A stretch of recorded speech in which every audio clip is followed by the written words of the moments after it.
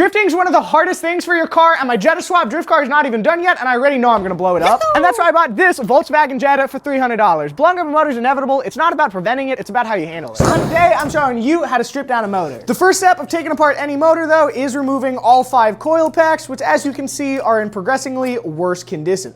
Pop off all of our valve cover bulge, and that's gonna give us the first indication of what the motor is actually gonna look like. I'm really hoping the inside's nice and healthy. We throw this on the shelf and use this as a parts motor for anything that inevitably goes wrong. Now that all the valve cover bolts are off, we can successfully remove this guy, and honestly, the inside of this guy looks surprisingly good for the rest of the condition. Very gently push up to here and pop this guy right off like that. Too many 5.5, so the intake manifold on. That allows us to take it off and take a look at these valves, and they look great. I'm genuinely shocked by how good the motor's looking, so we're taking off the spark plugs to take a deeper look, and oh my God, that looks bad. With how crusty they are, that means we gotta go deeper, taking off the lower coolant hose. That gives us access to our thermostat, which is held in with a 10mm, and it pops right off. Having a spare housing that we can play with and scan is super important, as sitting rear-wheel drive in the BMW, it would basically be sitting inside of the firewall, and that's a no-go. But when the motor's front-wheel drive, it's sitting to the side of the motor with loads of room. Because of how foul the spark plugs are, that really messed me up, so we're taking off the timing/chain cover to inspect it. And what the heck, dude? Taking off this cover is genuinely confusing me, as in some places this motor looks amazing for the mileage and condition, and other places it's horrifying. Having eyes on the chain gives me the confidence to crank it over by hand, and it spins freely. Putting the plugs back in and a drill on the crank, you can actually hear the compression as it's trying to fire. That gave me the confidence to do a leak down test. We'll have a separate video on how to do a full leak down test on a motor out of a car, but what do you guys think? With the perfect numbers, should we just put everything back together, or do we take the head off and dive deeper?